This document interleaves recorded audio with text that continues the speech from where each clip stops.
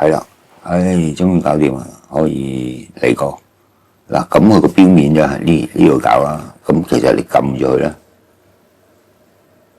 咁佢就可以睇到呢啲啦。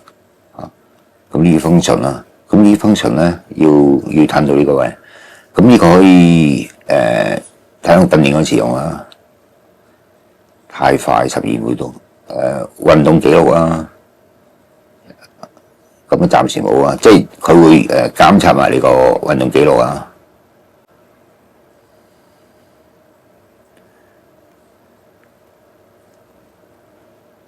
咁呢個咧就係連接嗰個 massage 嗰個機啊。咁跟住又體能訓練啦，即係如果你跑步啊、室內運動啊、步行啊，咁你都可以撳咗佢出嚟就用。即係同Apple Watch 差唔多 function 啊，心率啦、血氧啊、體温啦。嗱，壓力呢個就唔知啊，壓力係睇咩？緊張嗰個情緒可能就係呢個啦。佩戴手錶先差唔多啊。咁啊，睡眠啦。就可以用埋鬧鐘啦、日曆啦，咁設置睇下設置係咩先？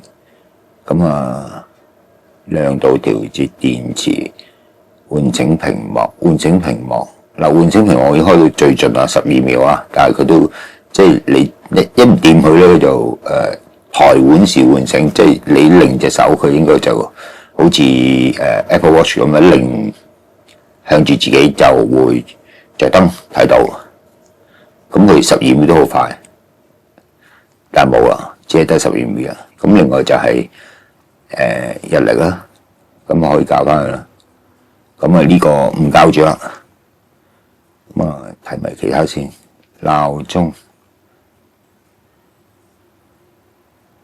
咁添加鬧鐘，即係幾時起身啦。我睇下設置咗咩設置先。設置喚醒屏幕、電池亮度。測量單位就係公制英制攝氏幾度，係啊。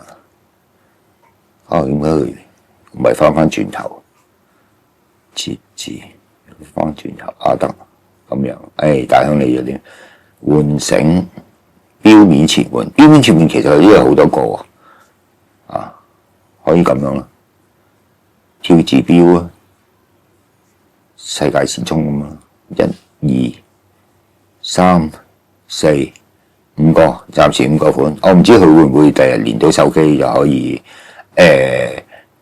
有更多嘅 function 可以俾大家睇到啊。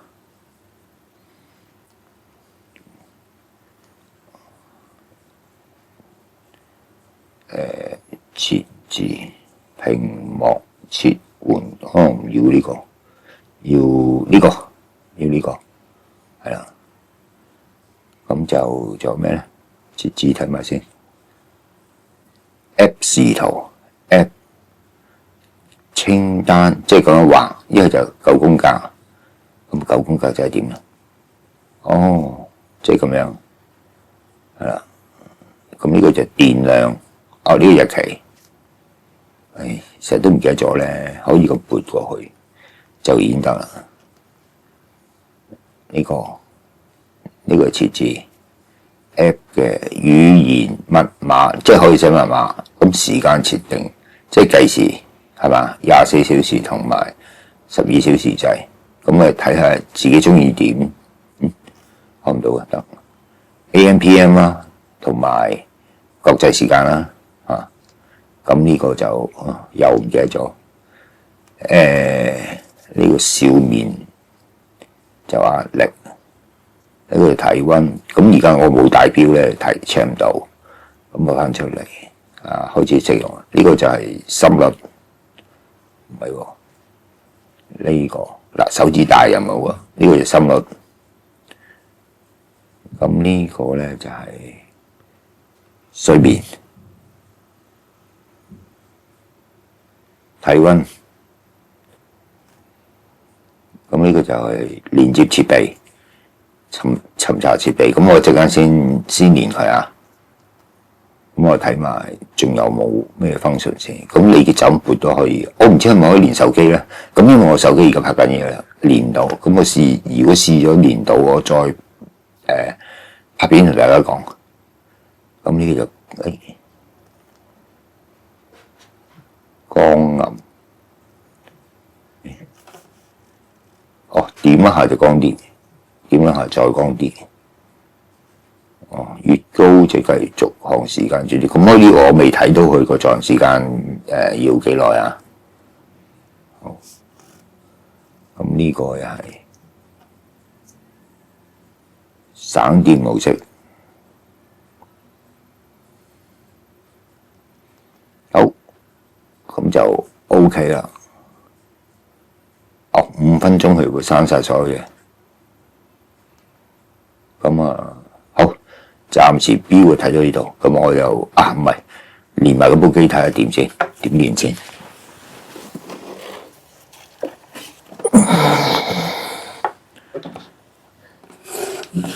嗱，趁住呢個位咧，咁我睇下拍唔拍到先。好難走翻個位。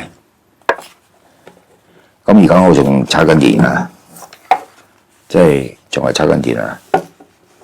咁呢度睇咧就反光，可能反光睇唔清楚，好難走翻個位，得唔得先？嗱，我哋試下先啊，再嚟講啊。咁我哋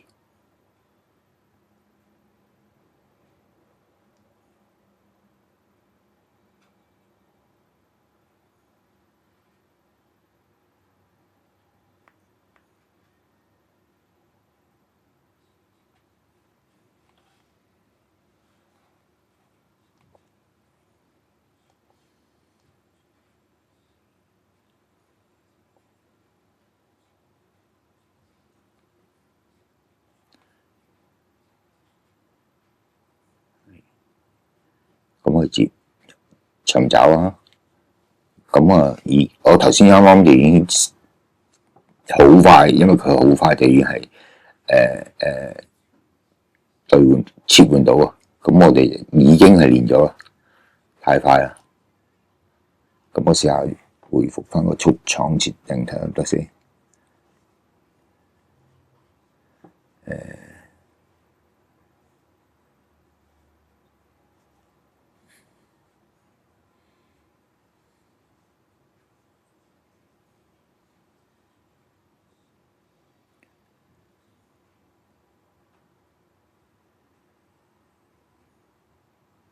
通用恢復出廠設定先，1.5但要恢復出廠設定啦。我想練俾大家睇下，如果唔係咧，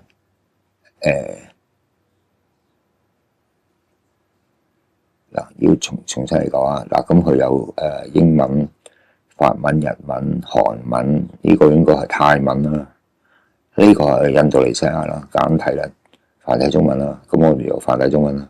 嗱，佢太快啦，一點咧，因為而家開咗機嘅，喺咩度開咗機嘅？咁佢一點超快，連接成功。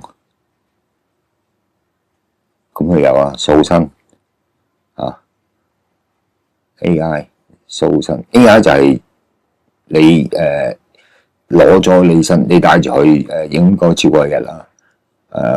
咁佢攞晒你啲數據咧，咁佢就會切合翻用佢用智能去計算到，用 AI 計算到你個身體個狀況，咁佢就會話俾部機聽，你而家適合點樣去做掃新咁樣咧，部機咧就會切合翻嗰個情況，就唔係1、2、3嗰3樣嘢啦。咁係當然你亦都可以選擇啦。咁熱播啦，但係熱播而家開始緊啦，因為佢要着咗部機先可以連線啊。咁我唔想用呢啲，因為用呢啲嗱，你都點去咧，即刻好嘈啊。咁佢做20分鐘嘅好勁。咁冇做呢個，做呢個熱敷，咁佢就淨係做熱敷同埋做按摩，就冇得咁勁。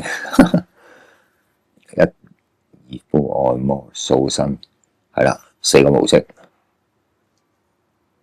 體能訓練呢啲就係一般，好似如果你有戴開智能手錶嘅，咁即係我就 Apple Watch 啦。如果你唔係 Apple Watch，咁你可以其他嗰啲都係完全，我覺得冇問題嘅，都係咁用嘅啦，有圖示。咁好，咁而家咧就試下我打晒啲嘢，然後咧